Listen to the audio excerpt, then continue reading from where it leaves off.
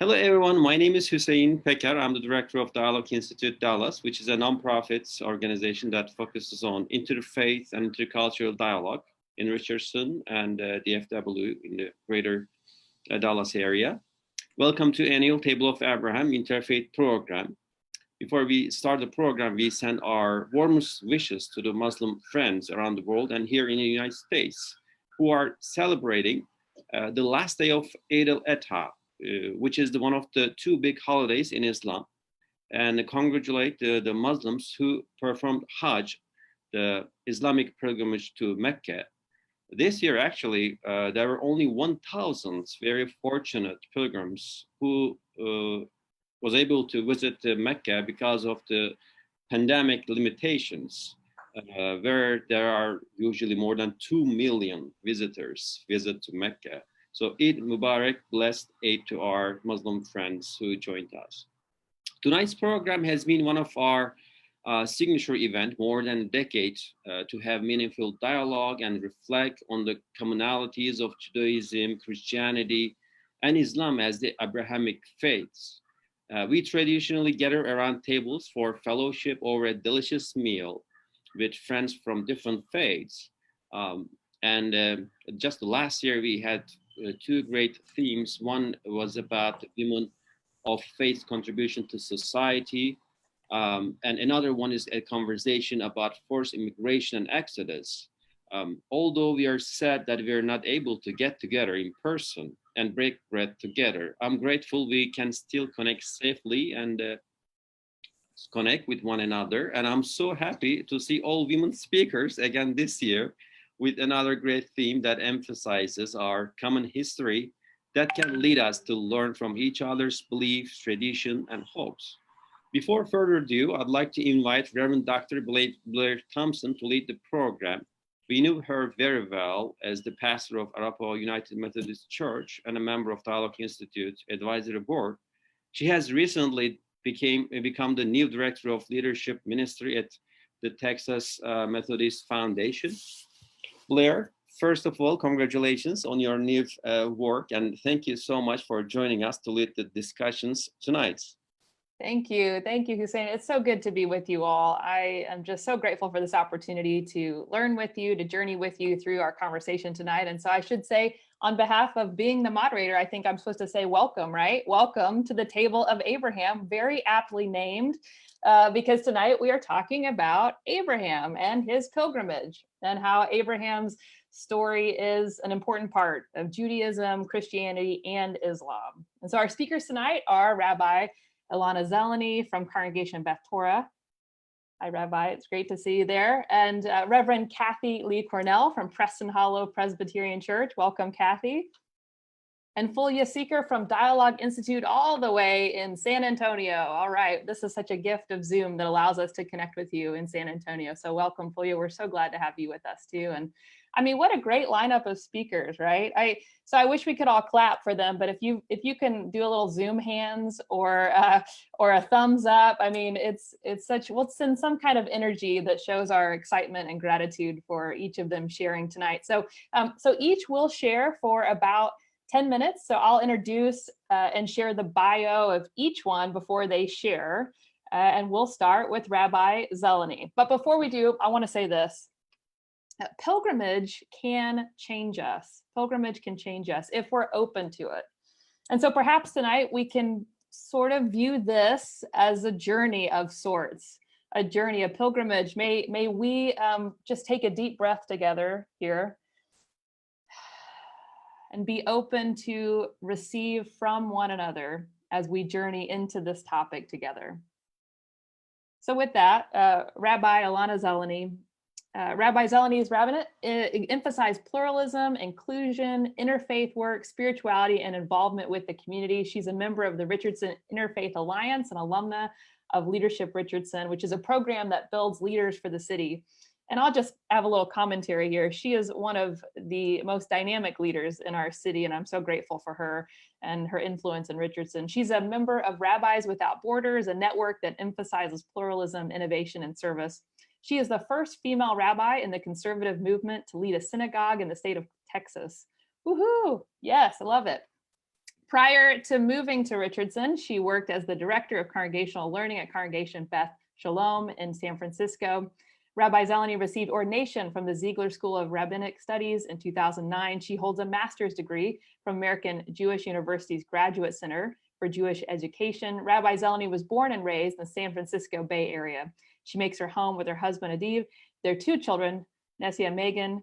She is an avid reader of poetry, and she writes wonderful poetry, by the way, and enjoys keeping healthy by running, practicing yoga, and creating healthy meals for her family and friends. So welcome, Rabbi Zelony.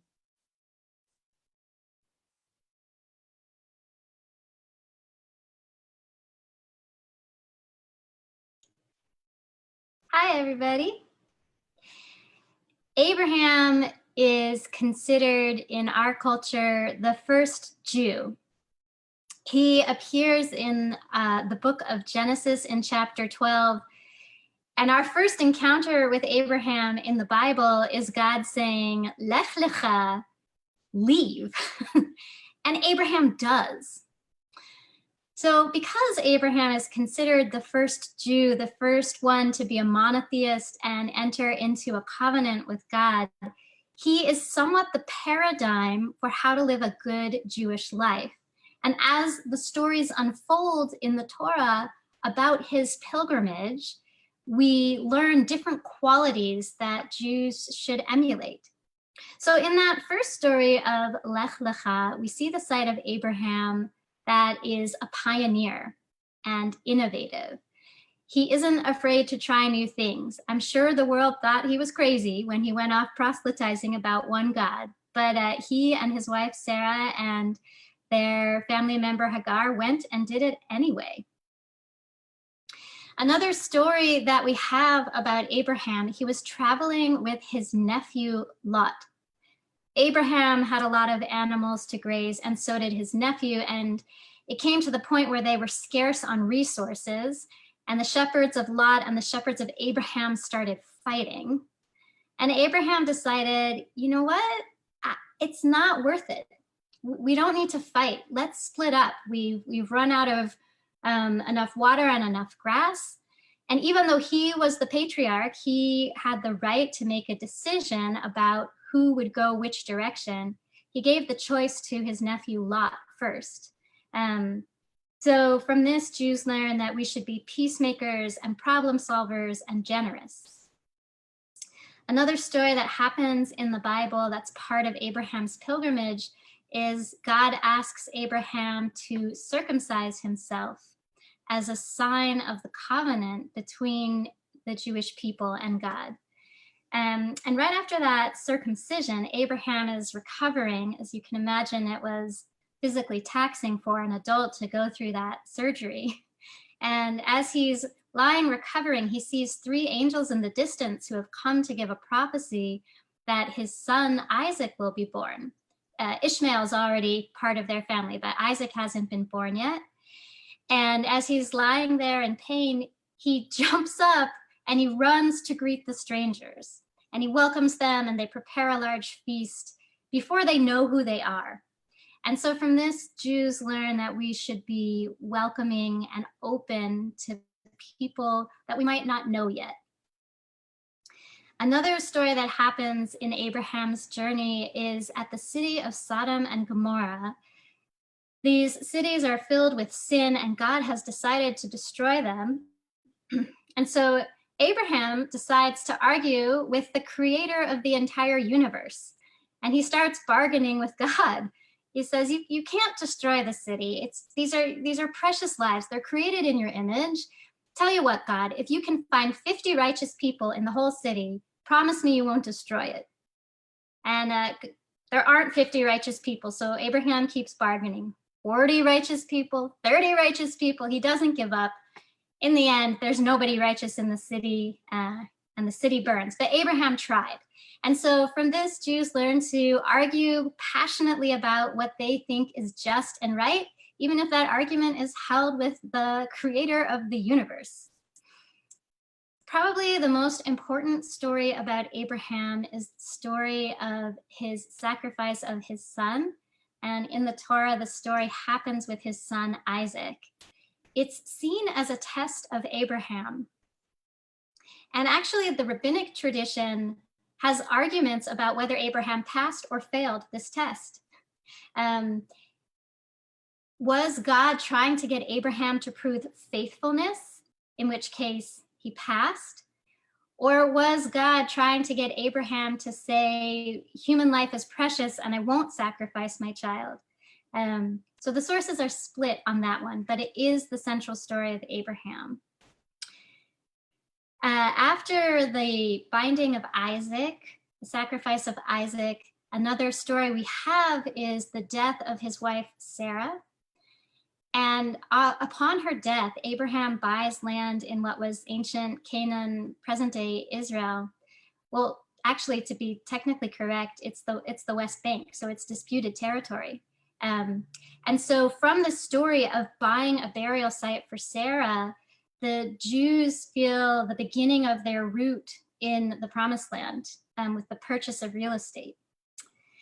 And then after Sarah dies, Abraham remarries a woman who is called Keturah in the Bible, but the rabbinic tradition says actually it was Hagar, and that after Sarah died, Abraham united with Hagar again. So those are the main stories that we follow through Abraham's pilgrimage, and at each stop along the way, it's offering the Jewish people a lesson to emulate or a characteristic. Wow, that is great. I love that.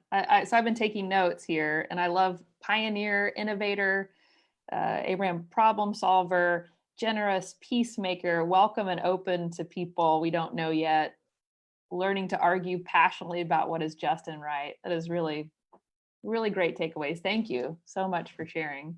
And some of you may have questions that you start to have as each speaker shares. And so I invite you in the chat box there to go ahead and start putting your questions there. And after we're done with all three of our speakers, we'll turn to the chat questions. So go ahead and start thinking about those and writing them down. So thank you for sharing. I just want to give a little clapping there for your wisdom and insight on Abraham. So thank you for sharing.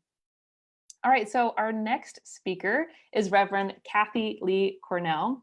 And Reverend Kathy currently serves as the Associate Pastor for Mission Outreach at Preston Hollow Presbyterian Church, a congregation that seeks to love God and their neighbors in more expansive and transformative ways. And that's how I've experienced your congregation and the work that you're doing in the community. So thank you. So Kathy is also a licensed social worker in Texas and has previously worked in refugee resettlement in Houston, as well as in disaster recovery coordination in post-Katrina New Orleans, the city where she was born and raised. Kathy is married to another Presbyterian pastor. Alex is the mom of two boys, Owen and Gabe, ages 3 and 6 months.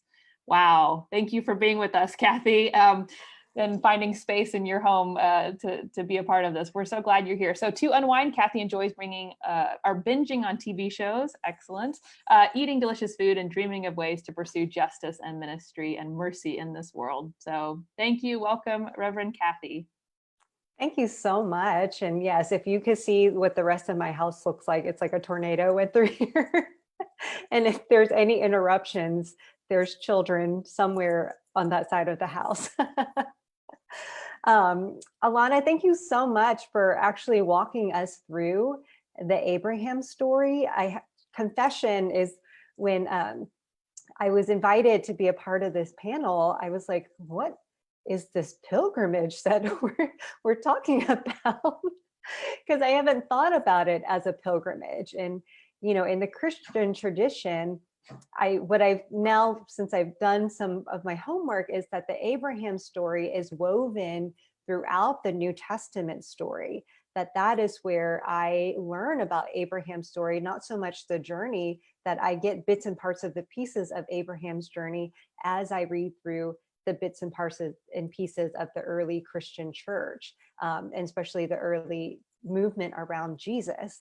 And so you have these references throughout the New Testament, which is, you know, the Christian continuation of the Jewish story, is that Jesus and his followers and the people of that time are familiar with Abraham's story. And so as Jesus references Abraham in his parables and his lessons, as Paul writes to the early churches in the first century, that these references to Abraham are so entrenched and familiar in kind of the ways that Elana shared about, is that Abraham is this exemplar of faith. And so one of the things I wanted to highlight was that in the New Testament, in our first gospel, the way it's printed, not so much as it's written, that the first gospel of Matthew, the very first sentence says, "This is an account of the genealogy of Jesus the Messiah, the son of David, the son of Abraham." And so in the similar way that in Genesis, the story of Abraham is preceded by this long genealogy, that you get this genealogy of people, and then all of a sudden you get, ta-da, Abraham, that just, we just happen upon this character of Abraham. In the same way, that's how Matthew begins with connecting 14 generations of Abraham to David, 14 more generations from David to the deportation of Babylon, and then 14 more generations from Babylon to Jesus. And so then you've got this legitimizing of the Jesus story. And I think it's important for Christians. I think there is a tendency, right, if we are very Christocentric in our reading of our scripture, that there's this tendency to read into Abraham's story the messianic figure of Jesus. And I would encourage us to read Abraham for Abraham, that's an important story in and of itself. And so when we read Jesus's story, you hear this echo, you hear this resonance of this old and familiar and just well-worn story of Abraham. And so when we look at the Jesus figure in the Christian faith, there's these echoes of the blessings, the descendants, and this inheritance that God promises and God's covenant is made with Abraham. And one of the most significant connections is what Elana talked about, is the story of Abraham being called to sacrifice Isaac. And so in Genesis 22, it says, God tested Abraham. God said to him, Abraham, and Abraham said, here I am. And God said, take your son, your only son Isaac, whom you love, and go to the land of Moriah and offer him there as a burnt offering on one of the mountains that I shall show you. And so when we think of the Christian story, you have this Jesus figure who, in Jesus's baptism, you hear this voice that says, this is my beloved, with whom I am well pleased. There's this echo, there's this connection. And then there's Jesus's procession to the crucifixion, that is God's son who has been sacrificed as atonement for the world. And so that connection cannot be removed from each other as you read the Old Testament through the New Testament lens. And then finally, I wanted to highlight the letters of Paul, that this is where we really get the teasing out of the theology around our understanding of how the Christian faith continues beyond the Jewish traditions that the Christian faith is rooted in, that Paul is being called to invite non-Jews into the faith. And this is where Paul is called to bring the gospel, right, the good news of Jesus as God's son to the Gentiles. And so as Elana talked about, circumcision was such an integral part of the Jewish tradition that there was this conflict around whether or not you had to be circumcised to be a part of this new iteration of faith. And so then Paul teases out the story of Abraham and says, whoa, let's get back to the very beginning, that before Abraham was circumcised, the covenant was made, and what sealed the covenant was Abraham's faith. And so this line in Genesis 15 says that Abraham believed the Lord, and the Lord reckoned it to him as righteousness. This line is quoted over and over again, and that Abraham is actually the number one figure that Paul refers to other than Jesus the most, because this primacy and this centrality of faith to receiving God's blessing, to being a part of the inheritance of this blessing, is what Paul decides is how we open up this faith tradition to all the other people, to the Gentiles, including the Jews. And so I think that is what we see again and again. And I wanted to highlight in terms of the Reformed tradition, you see this is really important in the Reformed faith, is that our salvation comes through faith alone, through God's grace alone. And we get that through the story of Abraham. Great. Thank you, Pastor Kathy. We appreciate you sharing with us. I took several notes, and I'll just share a couple of them. In fact, I took quite a few notes again. But I like, you said that Abraham is the exemplar of faith, which really echoes what Elana talked about. So I love that tie-in. And then you were able to help us to see how the Jesus story connects with Abraham. And yet you said, read Abraham for Abraham, but that is an important story in itself.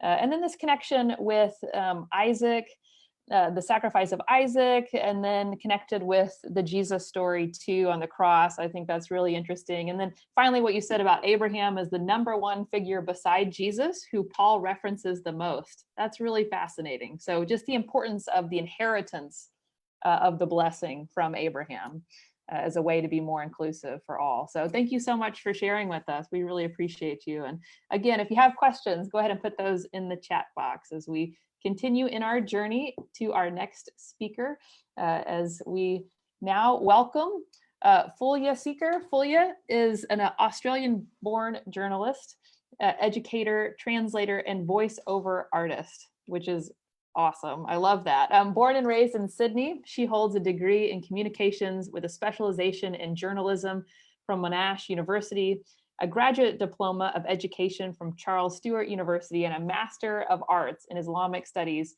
from the University of New England.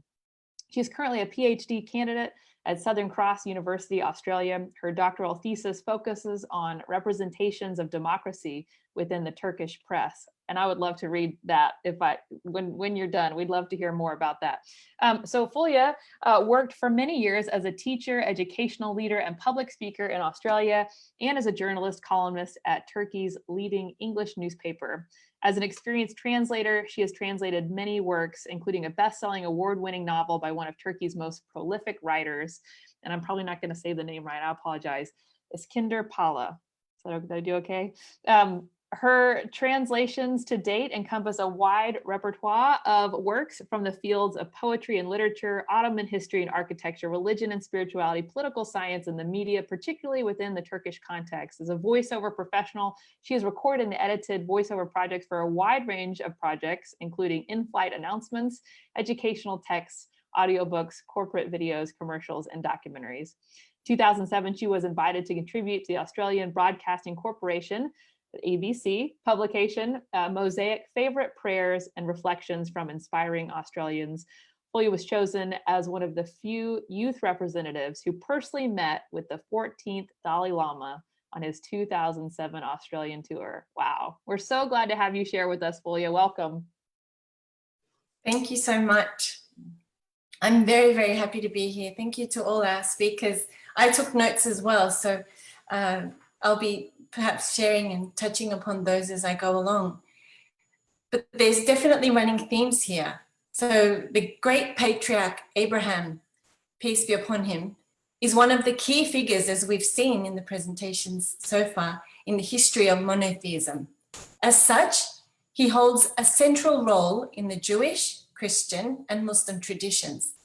The revitalization of his mission, as expressed through meetings and panels discussing his legacy from different perspectives, in the hopes of creating friendships across different faiths, as exemplified with tonight's program. And I thank Dialogue Institute Dallas for allowing me to partake in this precious opportunity, and to all my fellow speakers as well. Abraham and his family are remembered, praised, and prayed for by Muslims in their daily prescribed prayers, during the annual festival of sacrifice, as Hussein said, the fourth day in which we find ourselves today, Eid al-Adha, and also when performing the annual Hajj or the pilgrimage. Practicing Muslims who offer the 5 daily prayers mention Abraham by name at least 28 times. Now this number is doubled if they offer the voluntary prayers as well. A full chapter in the Quran is named after Abraham, and a lengthy portion of this chapter is a beautiful supplication of Abraham for Mecca to be a secure land and for his progeny to be preserved from associating partners to God. Abraham's legacy manifests itself most strikingly in the Hajj, which is the pilgrimage to the Kaaba in the city of Mecca. This is the 5th pillar of Islam, and it's incumbent upon all Muslims who can afford to do so at least once in a lifetime. Almost all of the rites of the pilgrimage and the locations at which they are performed have been inherited, and the word inheritance came up quite a bit, have been inherited from Abraham himself. It is therefore very fitting, I think, to describe the pilgrimage to Mecca, not just figuratively, but also literally, as walking in the footsteps of Abraham. Muslims believe that the Kaaba was the first place of worship built by the very first human and the first prophet, Adam.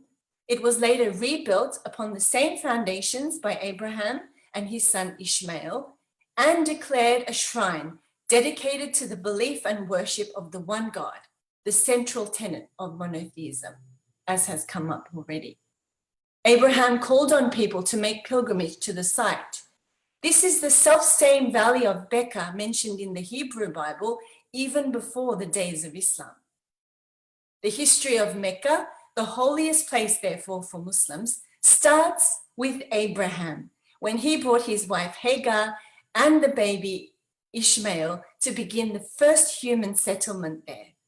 Muslims remember the frustration of Hagar seeking water as they paced the hills of Safa and Marwa around the holy sanctuary.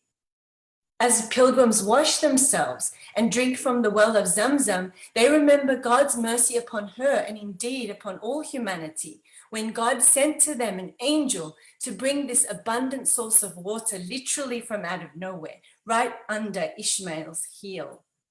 A fountain so abundant that it continues flowing profusely even today, providing water for millions of pilgrims every year. The Kaaba, the cubic structure located at the heart of Mecca, is believed to be, as I said, the world's very first building, built by Adam, rebuilt upon its original foundations by Abraham and his son, upon all of them be peace. As Muslims circumambulate the Kaaba, they start from the corner of the black stone, which they believe was placed by Abraham himself. And after their cycles are complete, they stand for prayer as they are commanded to do in the Quran, behind what is called the Station of Abraham, Maqam Ibrahim, which is believed to be the very stone on which he stood while building the sanctuary. Another rite of the Hajj is Jamarats, where pilgrims cast pebbles at 3 stone pillars. It is believed that Abraham and his son stoned Satan away when he tried to tempt them to turn back from their sacrifice. And at Mina, pilgrims offer their sacrificial animals whose meat is given away in charity, as they remember Abraham's ordeal with his son, who God, quote, ransomed with a sacrifice of tremendous worth. One of the foremost qualities coming to mind at the mention of Prophet Abraham is undoubtedly submission. The Quran mentions Abraham as having submitted himself wholly to the Lord of the worlds in response to the divine command for him to do so. This confidence in and submission to God shines brightest among Abraham's many virtues, many of which we have heard today from our wonderful speakers. It is told that an angel came to offer help when Abraham was being thrown into the fire, and Abraham said, sufficient for me is God. He was in such a state of reliance upon God as to refuse even the intervention of a heavenly being. Abraham's trust in God was also proven when he was told to take Hagar and his son Ishmael away from home and leave them in the middle of the desert. Abraham did not answer Hagar's questions about why he was leaving them there until Hagar asked the crucial question of whether or not this was indeed a command from God. The wisdom of this would, of course, manifest itself in time. Abraham and Ishmael would later build the Kaaba there, and the Arab nation would emerge from that community. The Prophet Muhammad, peace be upon him, would come from that very community generations later. Another ordeal, as we've already heard, that Abraham had to face was the sacrifice of his son. It is told that when Abraham had the dream, he waited on it for 2 more days, and when he saw the dream again, he was assured of its divine origin. Both he and his son had full confidence in this command, and they were rewarded when God ransomed the boy and granted the festival of sacrifice, which Muslims still celebrate today and are celebrating today as they remember the honor and value of human life while at the same time sharing food with the poor. Another quality that cannot but come to mind in relation to Abraham, in my opinion, is his being an intimate friend of God. Halil literally means friend and is one of the distinctive attributes of Abraham. A Quranic verse precisely states that God accepted Abraham as a friend, one close and trusted. There are many spiritual meanings associated with the pilgrimage. The Hajj is first and foremost a form of collective worship and a way of establishing a strong bond with monotheism and its human legacy, respectively symbolized by the Prophet Abraham and the first human and Prophet Adam. Muslims especially declare their commitment to God through the 2 fundamental aspects of the Hajj, the circumambulation of the Kaaba and the collective prayer offered on the plains of Mount Arafat. As people from all nations and races gather together at the spiritual epicenter of the world, as it were, they affirm their common paternal ancestry with Adam on the one hand, as well as their spiritual ancestry with Abraham, peace be upon them, on the other. Large-scale phenomena with almost identical spiritual fervor can also be observed in the natural world. All dramatic animal migrations with their millions of creatures moving as one, the synchronized blossoming of plants and flowers in the spring, cicadas, for instance, which amazes me, producing their characteristic high-pitched droning sound and then cutting it at the same split second, can all be seen as examples of collective acts of worship in the natural world. At the cosmic level, we have the orbit of heavenly bodies. Subatomically, the ceaseless orbit of electrons around the nuclei of atoms. The circling of a central point of reference is a universal act of worship. Muslims join in this cosmic mode of worship and synchronize, as it were, with the whole universe and all existence by circling the Kaaba as the reference point of monotheism. And the climax of pilgrimage occurs on the plains of Mount Arafat, about 20 kilometers outside Mecca. All pilgrims have to be present at this location at the same time, simulating the day of resurrection when all humanity will be gathered before the divine court. Everyone dons the same simple garment and entreats God with no distinction of race, color, wealth, or status. We have, therefore, in the figure of Abraham, an intimate friend of God who bequeathed and enjoined his submission to his sons and through them to all humanity. We have, as the Quran declares, in him and in all of those in his company, indeed an excellent example to follow, a legacy that continues to inspire, influence, and mobilize millions of people today. Thank you.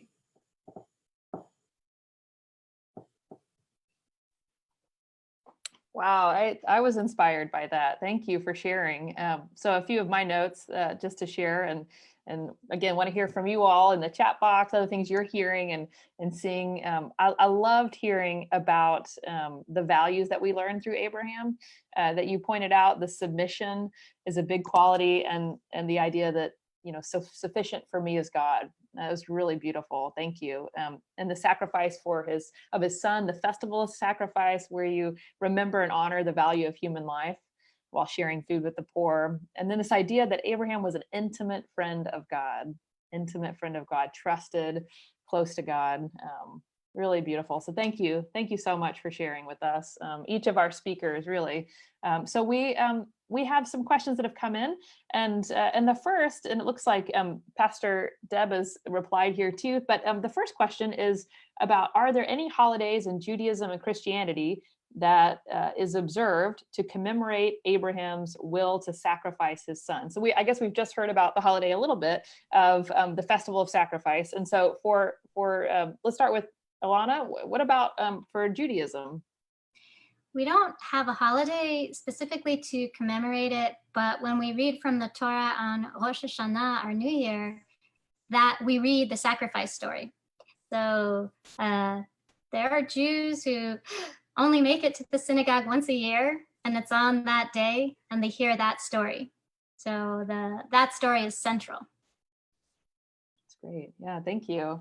And what about Pastor Kathy? Any thoughts on the holidays that commemorate Abram's will to sacrifice his son? Yeah, similar to what Elana said, we don't have a holiday or a festival, but it is part of the Easter Vigil reading collection. Not all of our traditions will do the Easter Vigil, but if you do, then that sacrifice story is a part of one of the readings for that particular holiday. Great, thank you. Thank you all for sharing. So another question, and this is to everybody, what and how today's people of faith, specifically Jews, Christians, and Muslims, can or should sacrifice in respect to Abraham's and Jesus's sacrifice? So what can people of faith do to show that respect and connection with the sacrifices made by Abraham and Jesus? Let's start with Fulya, and then we'll go Kathy and Elana, simply because that's the order you are on my screen. So there we go. We'll start with Fulya.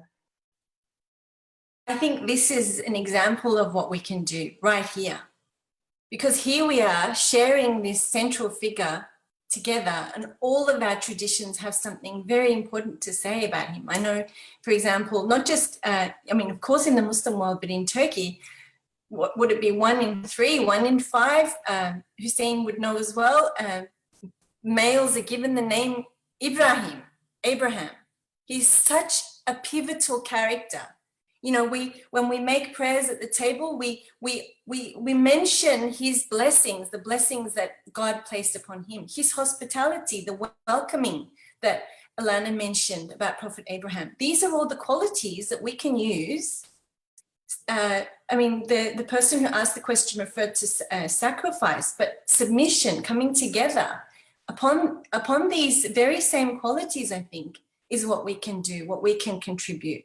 His great welcoming. There's a famous story told in the Muslim tradition about Abraham, who he's known for his hospitality, and he's known to have never once sat and eaten a meal on his own. And once when he saw a passerby, he would just call them and say, "Come, I want to eat. Please join me." And then just as the guests started eating, he noticed he wasn't eating. He didn't begin eating saying, "In the name of God." And he said, "You didn't say that." He said, "Because I am a fire worshipper."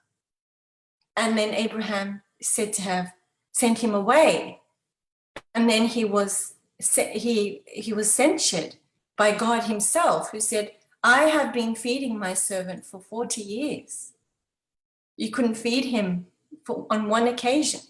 Now, all of these, in my mind, this is not the stuff of legend. This is stuff that we believe close to our hearts, that was lived and practiced by our great father, one of the greatest prophets in the Islamic tradition, Prophet Abraham. We need to come around these values, around the same table, break bread, hopefully when the time comes, like we talked about at the start, with wonderful food, and share because we have this commonality, and I think this is priceless.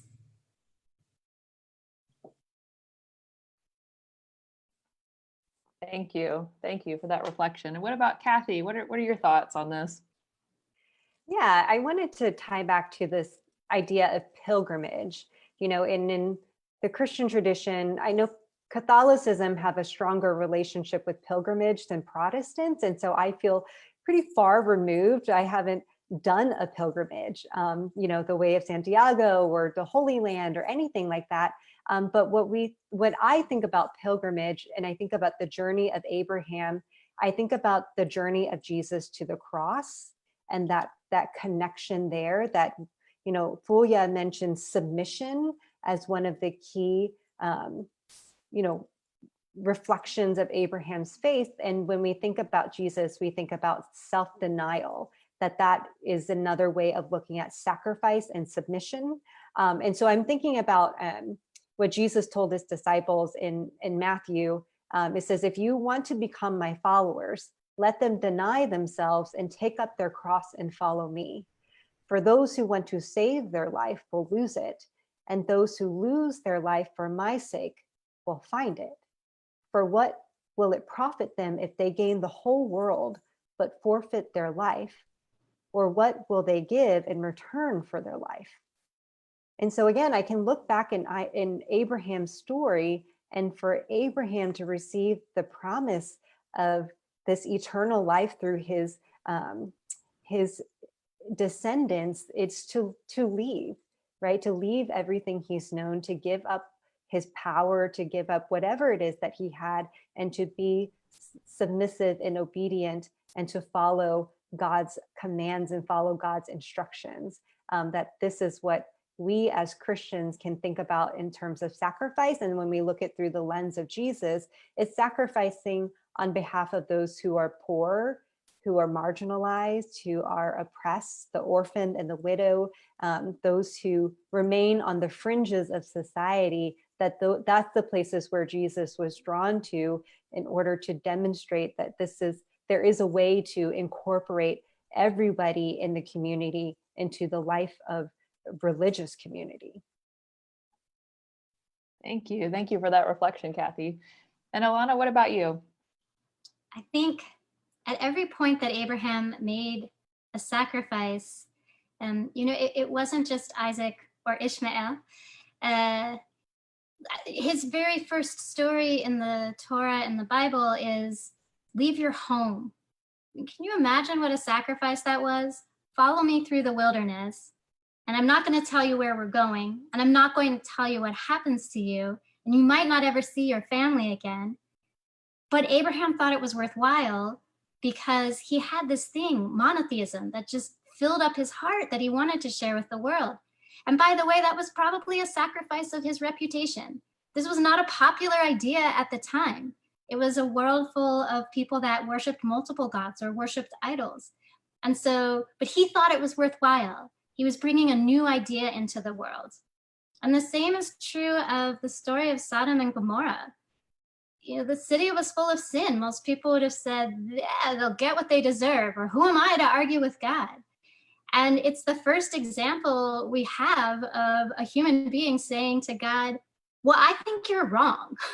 And I don't think you should do this. It's not becoming of you. You're supposed to be a merciful God. That was a big risk. That was a sacrifice. That might have been the end of Abraham's story. But he really believed in it, and he wanted to create a new idea in the world, which is that humanity and divinity interact with one another, that they are partners, they're in covenant in creating goodness and righteousness in the world. And then finally, with the story of sacrificing Isaac, one of the things the rabbinic commentators say is God set this up because child sacrifice was common in the Near East. And Abraham's job was to prove once and for all that this is not something that God wanted. And so one of the ways you can tell the story is Abraham almost enacted a child sacrifice and then said to the world, but we don't do that, right? We're going to change the way the world works. We're never going to sacrifice our children. In fact, we're going to put our children first. So to answer the question, what should we sacrifice in this day as Jews and Christians and Muslims? If we think that we have something that can change the world for the better, then we should make a sacrifice to make it so.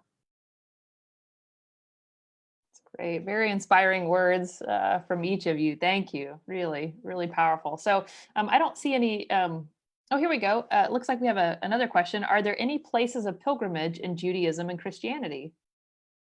So let's see. Elana, since you're already unmuted, would you like to talk about that? Sure. Jerusalem is a place of pilgrimage, as is the cave where our ancestors are buried in Hebron. So Jews from all over the world will come to Jerusalem to visit the site of the ancient temple. There are two beautiful mosques on the top, and then there's they've been excavating the walls that ran around the temple, and so the walls are a pilgrimage site, as well as the caves of burial. Oh, and there's one more. His granddaughter Rachel, she was not buried in the ancestral cave. She was buried on the way to Bethlehem. And that site actually is particularly for women who are barren. They pray for fertility there, to be blessed with children. It's really good. Thank you. And what about Kathy? Would you like to share?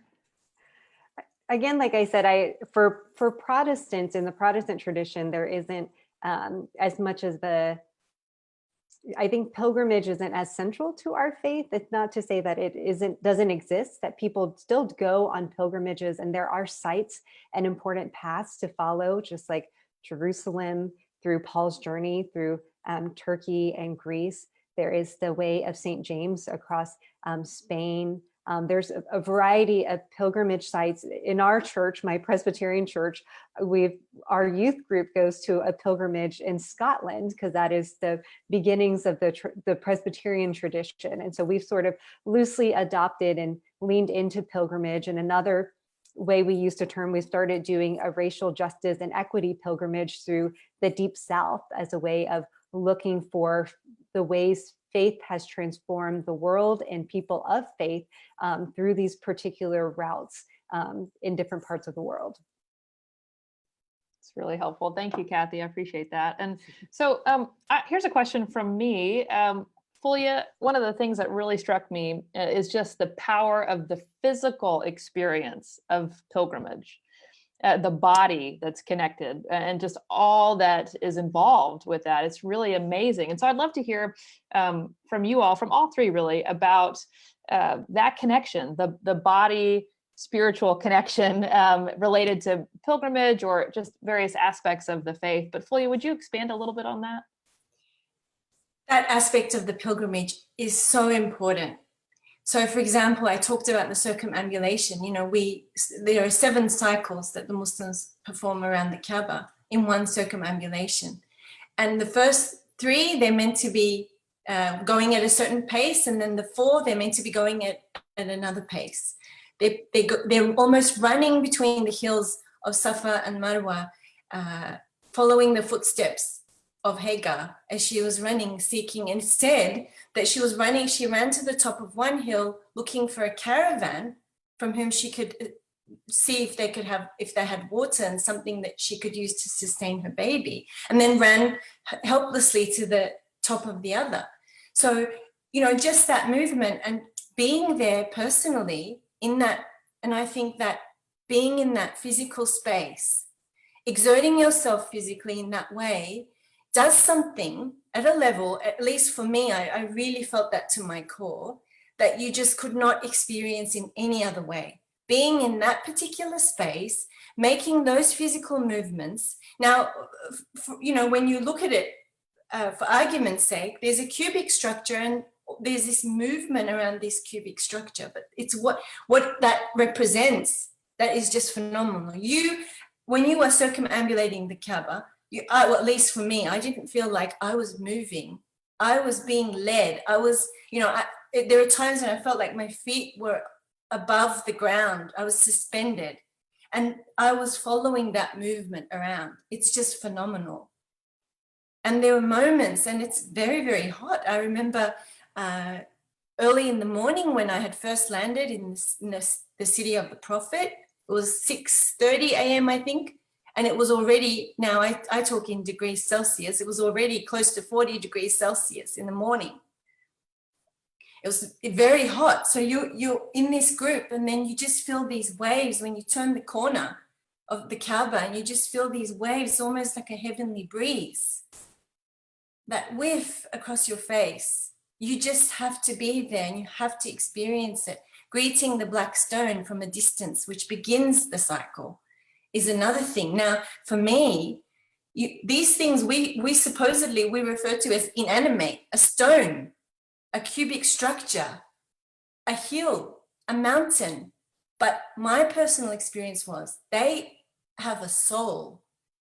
They're living. I really felt that. So my physical movements, as well as their presence and their existence, was something that it was a complete surprise for me, let me say. And who knows what surprises are hidden for people when they go to these sacred spaces. Thank you for your question. Wow, that is a really powerful response. Just that sense of connection. I mean, that's what I hear you saying, and oneness even. It's really powerful. Thank you so much for describing that for us. That's really, really a gift. So, so Kathy, what thoughts do you have about this body, spirit, journey connection? Mm-hmm. Yeah, I mean, especially in my role, you know, I'm the pastor for mission. And often, you know, my role is inviting people out of their ordinary routines, out of their comfort places, to experience new things, right? To go to different cultures and different places, and to maybe sleep on the ground, and maybe to not have all of your, you know, eye shades at night. And all of that is to get us out of the things that we are so familiar with and open ourselves to new ways of experiencing God. And so when I think of that physicality of being on a pilgrimage, like Abraham, you leave what you know, you leave your home, and you physically have to go somewhere, right? And then in doing so, you can't take all of your things. Inevitably, you leave something behind. And when you do that, and oftentimes you travel with other people, yes, you can pilgrimage alone. And whether you are physically alone, the path that you travel have been traveled by others. And that too means you're not alone. And then in doing so, your faith, you know, if God is willing, your faith is deepened and strengthened and transformed through that experience. And that physical experience will inevitably transform your spiritual experience as well. And so I love Fulya's, you know, this sort of idea of this very metaphysical experience. I think that's also available in other types of pilgrimages, and other, you know, putting yourself into an other geographical space and other culture and other beings is an invitation to experience a lot more than we do in our everyday lives. Thank you. Really beautiful. I really appreciate you sharing that, and just, you know, really expanding that idea of getting outside your comfort zone and going on that journey that then changes you and helps you to connect with something bigger than yourself. That's really beautiful. So Elana, what about you? It was interesting listening to Fulya talk about making the circles, because we have a holiday called Sukkot. And at the beginning of the holiday, we turn circles with some plants that are part of the ritual of the season. And the whole idea behind it is rainfall, and that humanity is at the mercy of God to receive beneficence and sufficient rain that we'll be able to sustain ourselves that year. But by the end of the holiday, it culminates, it's a week-long festival. And at the end of the holiday, we circle with the Torahs instead. It's called Simchat Torah, the joy of the Torah. And what it symbolizes is we've finished reading the Torah and we're starting the cycle all over again. So we read the last portion of the Torah and the first portion of the Torah together on that holiday. And so there's this, and again, you dance in circles. And so there's this transference that happens from the material physical need at the beginning of the holiday to the spiritual need, from the connection of may there be rainfall so my fields bring me sustenance, to may we always continue to read Torah in cycles so my soul will have sustenance. I love that. Thank you for sharing that and making that connection for us too. So, well, we've come to the near end of our time, and I just have to say what a gift this has been. I mean, it's just been this flow of goodness here in this virtual space. So I just thank you each, Fulya, Kathy, and Elana, for bringing all of you to this and sharing your wisdom with us tonight. It has been really wonderful. And for all those who are here participating, there are some comments I hope you all will read as speakers, people just giving thanks for you and your presence with us tonight and what we've learned from you. So thank you. And there is an announcement there on the side. You'll see about the book club, the pre-book club meeting on Monday, August 10th between 7 and 8 on Zoom. So you can see that link there if you're interested. Hope that you'll be a part of that. And I just want to end tonight with a piece of a poem. And actually, Hussein, I had said, would you share it? But I think I'm just going to put it in the chat here. So it's a poem by John O'Donohue, and it's about pilgrimage. And I just want to share the last couple of stanzas with you. So I'll put it in the chat box, or you can just listen as I share as a way to end our time together. A journey can become a sacred thing. Make sure before you go to take the time to bless your going forth, to free your heart of ballast so that the compass of your soul might direct you toward the territories of spirit, where you will discover more of your hidden life and the urgencies that deserve to claim you. May you travel in an awakened way, gather wisely into your inner ground, that you may not waste the invitations which wait along the way to transform you. May you travel safely, arrive refreshed, and live your time away to its fullest, return home more enriched and free to balance the gift of days which call you. So thank you all for being here tonight. And I certainly have felt that the invitation here has been a gift. And for that, I'm very grateful. Thank you all. Thank you. Thank you, everyone. I feel really blessed as well. Thank you. Thank you so much. I believe we not only honored Prophet Abraham, peace be upon him, but also honored Hagar's and all the women of faith's legacy by having wonderful women speakers here. Thank you, Fulya, for sharing a wonderful story. I have to emphasize that story just with a few words because my mom's name is Hagar, Hajar in Turkish. And that story always struck me. What a powerful story. In the middle of nowhere, your husband is leaving you, and she is asking, to whom are you leaving us? In the middle of nowhere, nothing. And afterwards, she says, has God asked you to do so? And afterwards, he said, yes, I'm leaving you to God's care. And she says, I'm satisfied to be with God. So that was a very powerful story, and it was wonderful to see wonderful women speakers inspiring us, and we hope to see you all at another wonderful event. Good evening.